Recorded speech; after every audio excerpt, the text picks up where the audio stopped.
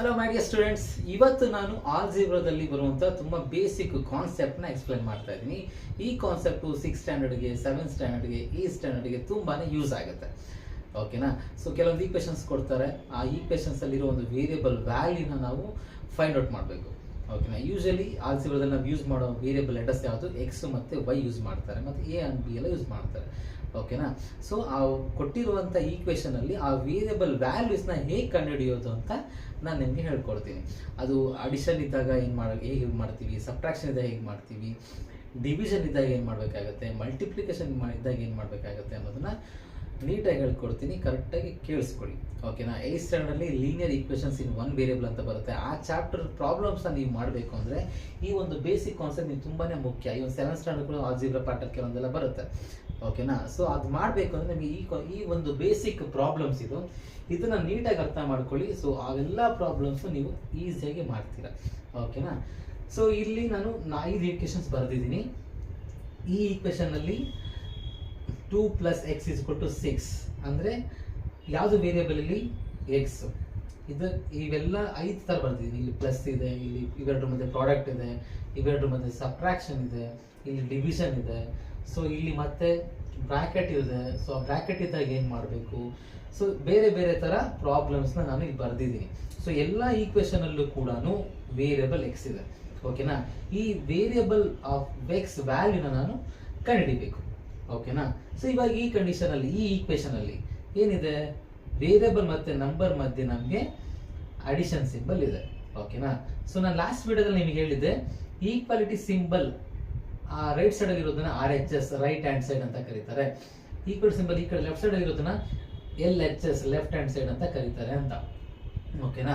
So ಈಗ ಇದರಲ್ಲಿ ನಾನು ಎಕ್ಸ್ ವ್ಯಾಲ್ಯೂ ಫೈಂಡ್ ಔಟ್ ಮಾಡಬೇಕು. ಈ ಎಕ್ಸ್ ವ್ಯಾಲ್ಯೂ ಫೈಂಡ್ ಔಟ್ ಮಾಡೋದಕ್ಕೆ ನಾನು ಯಾವ ಒಂದು ವೇರಿಯಬಲ್ನ ಫೈಂಡ್ ಔಟ್ ಮಾಡ್ಬೇಕಂತ ಇರ್ತೀನೋ ಅದನ್ನ ಲೆಫ್ಟ್ ಹ್ಯಾಂಡ್ ಸೈಡ್ ಅಲ್ಲೇ ಇಟ್ಕೋಬೇಕು.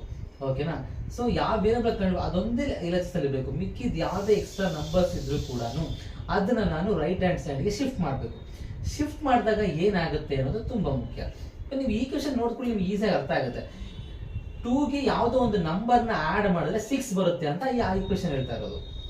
2ಗೆ ಯಾವುದೋ ಒಂದು ನಂಬರ್ನ ಆಡ್ ಮಾಡಿದ್ರೆ 6 ಬರುತ್ತೆ ಅಂತ ಅದು ಈಕ್ವೇಷನ್ ಹೇಳ್ತಾ ಇದೆ. ಇಲ್ಲಿ 2ಗೆ ಯಾವುದೋ ಒಂದು ನಂಬರ್ನ ಮಲ್ಟಿಪ್ಲೈ ಮಾಡಿದ್ರೆ 6 ಬರುತ್ತೆ ಅಂತ ಈಕ್ವೇಷನ್ ಹೇಳ್ತಾ ಇರೋದು. ಓಕೆನಾ? ಇಲ್ಲಿ ಯಾವುದೋ ಒಂದು ನಂಬರ್ ಇಂದ 2ನ ಸಬ್ಟ್ರಾಕ್ಟ್ ಮಾಡಿದ್ರೆ 6 ಬರುತ್ತೆ ಅಂತ ಈಕ್ವೇಷನ್ ಹೇಳ್ತಾ ಇದೆ. ನಮಗೆ ನೋಡಿದ ಕೂಡಲೇ ಅರ್ಥ ಆಗುತ್ತೆ. 2 + 4 ತಾನೇ ನಮಗೆ 6 ಆಗೋದು ಅಲ್ವಾ? ಸೊ ಹಾಗಾದ್ರೆ ಇಲ್ಲಿ ಎಕ್ಸ್ ವ್ಯಾಲ್ಯೂ 4 ಬರಬೇಕು. ನಮಗೆ 2 × 3 ತಾನೇ 6 ಬರೋದು. ಸೊ ಹಾಗಾದ್ರೆ ನಮಗೆ ಎಕ್ಸ್ ವ್ಯಾಲ್ಯೂ 3 ಬರಬೇಕು. ಸೊ ನೋಡ್ ಕೂಡ ಅನಲೈಸ್ ಮಾಡಿದ್ರೆ ನಮ್ಗೆ ಆನ್ಸರ್ ಹೇಳ್ಬೋದು. ಬಟ್ ಅದು ಸ್ಟೆಪ್ಸ್ ರೀತಿ ನಾವು ತೋರಿಸ್ಬೇಕಲ್ವಾ? ಅದಕ್ಕೆ ಏನ್ ಮಾಡ್ಬೇಕು ಅನ್ನೋದು ತುಂಬಾನೇ ಮುಖ್ಯ. ಇಲ್ಲಿ ಯಾವ ನಂಬರ್ ಇಂದ 2 ಸಬ್ಟ್ರಾಕ್ಟ್ ಮಾಡಿದ್ರೆ ನಮ್ಗೆ 6 ಬರುತ್ತೆ? 8 ಅಲ್ವಾ? 8 - 2 ಅಂದ್ರೆ 6 ಬರುತ್ತೆ. ಹಾಗಾದ್ರೆ 8 ಬರುತ್ತೆ ಅಂತ ಹೇಗೆ ತೋರಿಸ್ಬೇಕು? ಅನಲೈಸ್ ಮಾಡಿದ್ವಿ, ಅದು ಸ್ಟೆಪ್ಸ್ ಮೂಲಕ ತೋರಿಸ್ಬೇಕಲ್ವಾ? ಸೊ ನಾನು ಮುಂಚೆ ಹೇಳಿದಾಗೆ, ಸೊ ಯಾವ ಒಂದು ವೇರಿಯಬಲ್ ನಾವು ಫೈಂಡ್ ಔಟ್ ಮಾಡಬೇಕು ಅದನ್ನ LHS ಅಲ್ಲಿ ಇಟ್ಕೋಬೇಕು. ಸೊ ಆ ವೇರಿಯಬಲ್ ಅಕ್ಕಪಕ್ಕ ಏನು ಇರಬಾರ್ದು, ಏನು ಹೆಸರು ಇರ್ತದೆ ಅದನ್ನೆಲ್ಲಾನು RHSಗೆ ಶಿಫ್ಟ್ ಮಾಡಬೇಕು. ಓಕೆನಾ? ಸೊ ನಾನು ಇವಾಗ ಇದರಲ್ಲಿ ಎಕ್ಸ್ನ LHS ಅಲ್ಲಿ ಇಟ್ಕೋತೀನಿ. ಈಕ್ವಾಲಿಟಿ ಸಿಂಬಲ್ನ ಬರಿತೀನಿ. 6 ಅದನ್ನ RHS ಅಲ್ಲೇ ಬರಿತೀನಿ. LHS ಅಲ್ಲಿ ಇದ್ದ ಯಾವುದು ಎಕ್ಸ್ಟ್ರಾ ಇತ್ತು? ಎಕ್ಸ್ ಬಿಟ್ಟು 2 ಇತ್ತು. ಅದನ್ನ ನಾನು ರೈಟ್ ಹ್ಯಾಂಡ್ ಸೈಡ್ಗೆ ಹಾಕ್ತೀನಿ, RHS ಹಾಕ್ತೀನಿ. ಇದು +2 ಇದೆ LHS ಅಲ್ಲಿ ಇದ್ದಾಗ. RHS ಹೋದ್ರೆ ಏನಾಗುತ್ತೆ? -2 ಆಗುತ್ತೆ. ಓಕೆನಾ? ಯಾವುದೇ ಒಂದು ನಂಬರ್ ಅಕಸ್ಮಾತ್ ಇಲ್ಲಿ -2 ಇತ್ತು ಅಂತ ಅನ್ಕೊಳ್ಳಿ, ಅದನ್ನ RHSಗೆ ಹಾಕಿದಾಗ ಸೈನ್ ಚೇಂಜ್ ಆಗುತ್ತೆ, +2 ಆಗುತ್ತೆ. ಓಕೆನಾ? ಸೊ ಈ ತರ ಶಿಫ್ಟ್ ಮಾಡ್ತೀವಿ. So next x = what? 6 - 2 ಏನು? 4 ಬಂತು ನಮಗೆ. ಸೊ ಈ ರೀತಿ ಆ ವೇರಿಯಬಲ್ ಮತ್ತೆ ಆ ನಂಬರ್ಗಳ ಮಧ್ಯೆ ನಮಗೆ ಅಡಿಷನ್ ಇದ್ದಾಗ, ಸೊ ಆ ಸಿಂಬಲ್ ವೇರಿಯಬಲ್ ಬಿಟ್ಟು ಬೇರೆ ಎಕ್ಸ್ಟ್ರಾ ನಂಬರ್ ಏನೋ ಇರುತ್ತಲ್ಲ, ಕಾನ್ಸ್ಟೆಂಟ್, ಅದನ್ನ ನಾವು RHS ಶಿಫ್ಟ್ ಮಾಡಿದ್ರೆ ಅದರ ಸೈನ್ಗಳು ಚೇಂಜ್ ಆಗುತ್ತೆ. ಪ್ಲಸ್ ಇದ್ರೆ ಮೈನಸ್ ಆಗುತ್ತೆ, ಯಾಕಂದ್ರೆ ಮೈನಸ್ ಇದ್ರೆ ಪ್ಲಸ್ ಆಗಿರೋದು. ಓಕೆನಾ? Next problem 2 × x. ಸೊ ಇಲ್ಲಿ ಏನು ಇಲ್ಲ ಅಂತ ಅನ್ಕೊಂಡ್ಕೋಬೇಡಿ. ಯಾವಾಗಲೂ ಅದು ಪ್ರಾಡಕ್ಟ್, ಅದು ಈ ತರ ಜೊತೆಗೆ ಬಂದ್ರೆ ಅದು 2 ಪ್ರಾಡಕ್ಟ್. 2 × x = 6 ಅಂತ ಅರ್ಥ. ಓಕೆನಾ? ಸೊ ಈಗ ಇದರಲ್ಲಿ ಇವೆರಡು ಮಧ್ಯೆ ಪ್ರಾಡಕ್ಟ್ ಇದೆ. ಸೊ ಪ್ರಾಡಕ್ಟ್ ಇದೆ. ಇವಾಗ ಇಲ್ಲೇನೋ +2 ಇತ್ತು. ಆ +2ನ ನಾನು ರೈಟ್ ಸೈಡ್ಗೆ ಹಾಕಿದಾಗ -2 ಆಯ್ತಲ್ವಾ? ಆದ್ರೆ ಈಗ 2 × x ಇದೆ. ಇವೆರಡರ ಮಧ್ಯೆ ವೇರಿಯಬಲ್ ಮತ್ತೆ ನಂಬರ್ ಮಧ್ಯೆ ಪ್ರಾಡಕ್ಟ್ ಇದೆ. ಸೊ ಈ ರೀತಿ ಇದ್ದಾಗ ಏನಾಗುತ್ತೆ? ಸೊ ನಾನು ಆವಾಗಲೇ ಹೇಳಿದೆ, ಲೆಫ್ಟ್ ಹ್ಯಾಂಡ್ ಸೈಡ್ ಅಲ್ಲಿ ಆ ವೇರಿಯಬಲ್ ನ ಹಾಗೆ ಉಳಿಸ್ಕೊಳ್ಳಿ, ಅದನ್ನ ಹಾಗೆ ಬರೀರಿ ಅಂತ. ಸೊ ಇದನ್ನ ಈ ಕಡೆ ಹಾಗೆ ಬರದೆ ಈಕ್ವಾಲಿಟಿ ಸಿಂಬಲ್ ನ ಬರೀರಿ. RHS ಅಲ್ಲಿ ಏನಿದೆ ಫಸ್ಟ್ ಅದನ್ನ ಬರೀರಿ, RHS ನಂಬರ್ ನ ಬರೀರಿ. ಈಗ ಇವೆರಡರ ಮಧ್ಯೆ ಇರೋದು ಪ್ರಾಡಕ್ಟ್. ಆ ಪ್ರಾಡಕ್ಟ್ ನ್ಯೂಮರೇಟರ್ ಅಲ್ಲಿ ಇದೆ. ಇದನ್ನ RHS ಶಿಫ್ಟ್ ಮಾಡಿದಾಗ ಡಿವಿಷನ್ಗೆ ಹೋಗುತ್ತೆ, ಡಿನಾಮಿನೇಟರ್ಗೆ ಹೋಗುತ್ತೆ, ಡಿವಿಷನ್ ಆಗುತ್ತೆ. ಮಲ್ಟಿಪ್ಲೈ ಇದ್ದಿದ್ದು ಡಿವಿಷನ್ ಆಯ್ತು. ಸೊ 6/2 ಇತ್ತು. ಸೊ ಇದನ್ನ ಕಂಪೇರ್ ಮಾಡ್ತೀವಿ ನೋಡಿ, ಈ ಪ್ರಾಬ್ಲಮ್ ನೀಟಾಗಿ ಅರ್ಥ ಮಾಡ್ಕೊಳ್ಳಿ. ಇಲ್ಲಿ ನಮಗೆ ಇವೆರಡರ ಮಧ್ಯೆ ಅಡಿಷನ್ ಇತ್ತು. ಸೊ ಆ ನಂಬರ್ನ ನಾವು ಶಿಫ್ಟ್ ಮಾಡಿದಾಗ ಪ್ಲಸ್ ಇದ್ದು ಮೈನಸ್ ಆಯ್ತು. ಆದ್ರೆ ಇವೆರಡು ಮಧ್ಯೆ ನಮ್ಗೆ ಇರೋದು ಪ್ರಾಡಕ್ಟ್ 2 × x ಅದು ಅಲ್ವಾ. ಸೊ ಈ ರೀತಿ ಪ್ರಾಡಕ್ಟ್ ಇದ್ದಾಗ ಆ ನಂಬರ್ ವೇರಿಯಬಲ್ ಹಾಗೆ ಇಟ್ಕೊಳ್ಳಿ, ಆ ನಂಬರ್ ಇದೆಯಲ್ಲ ಅದು ರೈಟ್ ಹ್ಯಾಂಡ್ ಸೈಡ್ ಹೋದಾಗ ಡಿವಿಷನ್ ಆಗುತ್ತೆ ಅದು. ಓಕೆನಾ? ಈಗ next can we simplify this? 6 ಇದೆ, 2 ಇದೆ. 2 ಟೇಬಲ್ಸ್ ಅಲ್ಲಿ 2 1s are 2, 2 3s are 6. So x = ಏನ್ ಬಂತು? 3 ಬಂತು. ಸೊ ನಾನು ಆಗ್ಲೇ ನಿಮ್ಗೆ ಹೇಳಿದೆ, ನೋಡಿದ್ಕೊಳ್ಳಿ ನಮ್ಗೆ ಗೊತ್ತಾಗತ್ತಲ್ಲ, 2 3s are 6 ಬರುತ್ತೆ. ಸೊ x = 3 ನೇ ಬಂತು. ಈ ರೀತಿ ಒಂದು ಸ್ಟೆಪ್ ಅಲ್ಲಿ ತೋರಿಸ್ಬೇಕು ನಾವು. ನೆಕ್ಸ್ಟ್ ಈಗ ಇನ್ನೊಂದು ಅಡಿಷನ್ ಇದ್ದಾಗ ಏನ್ ಮಾಡ್ಬೇಕು ಅಂತ ಗೊತ್ತಾಯ್ತಲ್ಲ. ಪ್ರಾಡಕ್ಟ್ ಇದ್ದಾಗ ಏನಾಯ್ತು? ಪ್ರಾಡಕ್ಟ್ ಇದ್ದಾಗ ಅದು ಡಿವಿಷನ್ಗೆ ಹೋಗ್ಬಿಡುತ್ತೆ. ಈಗ ಇಲ್ಲಿ x - 2 ಇದೆ = 6 ಇದೆ. ಓಕೆನಾ? ಸೊ ವೇರಿಯಬಲ್ ನ ಹಾಗೆ LHS ಅಲ್ಲಿ ಬರ್ಕೊಳ್ಳಿ, ಈಕ್ವಲ್ ಸಿಂಬಲ್ ಬರ್ಕೊಳ್ಳಿ, RHS ಅಲ್ಲಿ 6 ಅದನ್ನ ಬರ್ಕೊಳ್ಳಿ. ಈಗ ಈ -2 ಇದೆ, LHS ಅಲ್ಲಿ -2 ಇದೆ, ಅದನ್ನ RHS ಗೆ ಹಾಕಿದ್ರೆ ಏನಾಗುತ್ತೆ? RHS ಗೆ ಹಾಕಿದ್ರೆ ಸೈನ್ ಚೇಂಜ್ ಆಯ್ತು. ಸೊ +2 ಆಯ್ತು. ಸೊ x = ಏನ್ ಬಂತು? 6 + 2 8 ಆಯ್ತು. ಓಕೆ. ಸೊ ನಾನು ಹಾಗೆ ಹೇಳಿದ್ನಲ್ಲ, 8 - 2 ಆದ್ರೆ 6 ಆಗೋದು. ಸೊ ಯಾವ ರೀತಿ ಅದನ್ನ ಸ್ಟೆಪ್ ಮೂಲಕ ತೋರಿಸ್ಬೇಕು? ಈ ರೀತಿ ತೋರಿಸ್ಬೇಕು. ಸೊ ಅಡಿಷನ್ ಆಯ್ತು, ಮಲ್ಟಿಪ್ಲಿಕೇಶನ್ ಆಯ್ತು, ಮಲ್ಟಿಪ್ಲಿಕೇಶನ್ ಡಿವಿಷನ್ ಆಗುತ್ತೆ, ಸಬ್ಟ್ರಾಕ್ಷನ್ ಇದ್ದಾಗ ಈ ರೀತಿ ಆಯ್ತು. ಈಗ ನಮ್ಗೆ ಇಲ್ಲಿ ಡಿವಿಷನ್ ಇದೆ. ಓಕೆನಾ? ಸೊ x ನ LHS ಅಲ್ಲಿ ಇಟ್ಕೋಬೇಕು. ಓಕೆನಾ? ಈಕ್ವಲ್ 6 ಬರೀರಿ, ಇಲ್ಲಿ 6 ಬರ್ದೆ ನಾನು. ಈಗ ಈ ನಂಬರ್ ಇದೆಯಲ್ಲ x ಜೊತೆ ಅದು ಏನಾಗಿದೆ? ಡಿವೈಡ್ ಆಗಿದೆ. ಸೊ ನಾ ಇದನ್ನ RHS ಶಿಫ್ಟ್ ಮಾಡಬೇಕು. ಶಿಫ್ಟ್ ಮಾಡಿದ್ರೆ ಏನಾಗುತ್ತೆ? ಡಿವಿಷನ್ ಇದ್ದಿದ್ದು ಪ್ರಾಡಕ್ಟ್ ಆಗುತ್ತೆ, ಮಲ್ಟಿಪ್ಲೈ ಆಗುತ್ತೆ.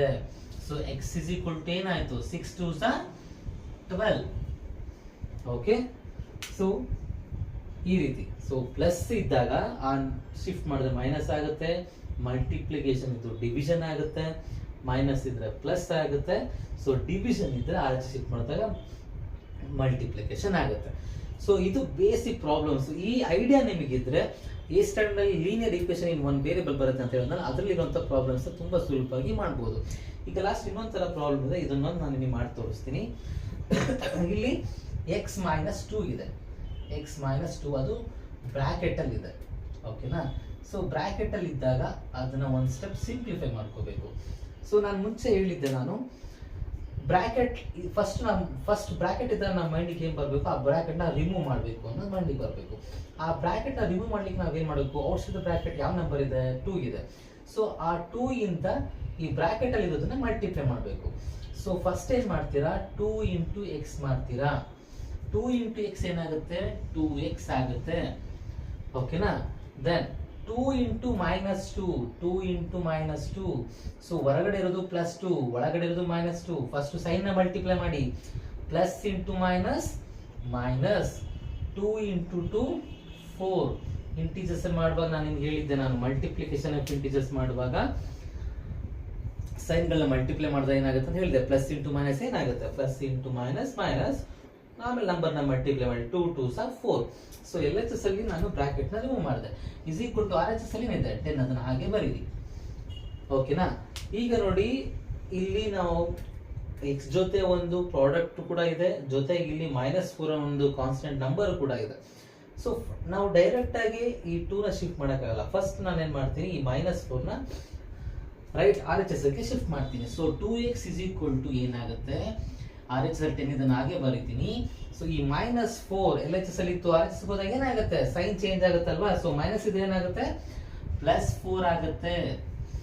ಓಕೆ, ಸೊ +4 ಆಯಿತು. ನೆಕ್ಸ್ಟ್ ಆ 10 + 4 ಏನಾಗುತ್ತೆ? 14. ಸೊ 2x = 14 ಆಯಿತು. ಈಗ ನೋಡಿ ಇದು ಯಾವ ರೀತಿ ಬಂತು? 2x = 14 ಈ ಥರ ಬಂತಲ್ವಾ? ಇಲ್ಲಿ ಆ ಒಂದು ಸ್ಟೆಪ್ ಜಾಸ್ತಿ ಇರೋ ಥರ ಪ್ರಾಬ್ಲಮ್ ಕೊಟ್ಟರು. ಸೊ ನಾವು ಈ ಪ್ರಾಬ್ಲಮ್ನ ಈ ರೀತಿ ಬರೋ ಥರ ಮಾಡ್ಕೊಂಡ್ವಿ ನಾವು. ಈಗ ನೆಕ್ಸ್ಟ್ ಇಲ್ಲೇನು ಮಾಡಿದ್ವಿ ನಾವು? ಪ್ರಾಡಕ್ಟ್ ಇದ್ರೆ ಏನು ಮಾಡಬೇಕು? ಡಿವಿಷನ್ ಮಾಡಬೇಕು ಅಲ್ವಾ? So x = 14 / 2. ಸೊ ಸಿಂಪ್ಲಿಫೈ ಮಾಡಿ. 2 tables, 2 1s are 2, 2 7s are 14. So x = ಏನು ಬಂತು?